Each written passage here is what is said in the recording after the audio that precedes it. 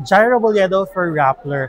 Today, Monday, July 28, ay magaganap ang ika-4 na State of the Nation Address ni Pangulong Ferdinand Marcos Jr.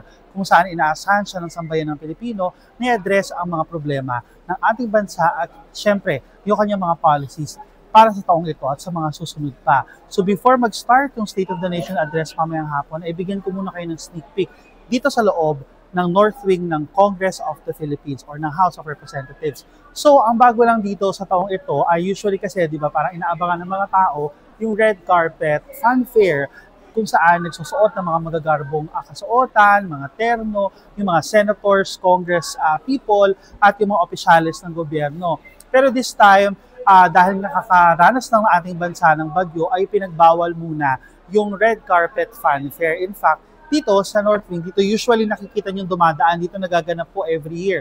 Yung ambush interviews, yung mga questions about mga fashion and all.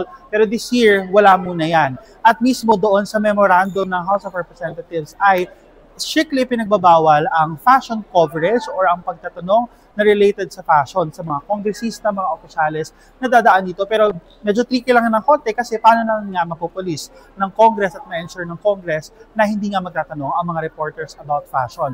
But aside from pagtanggal ng red carpet ay pareho pa rin naman yung setup dito, hindi naman nabago. Nandyan pa rin yung pool ng media na magtatanong at naka-assign dito sa bahagi ito ng Congress kung saan dadaan nga yung mga bisita. Usually, mga tanghali, nagsisimula na magdatingan dito yung mga bisita, nag-entertain na sila ng questions from the media.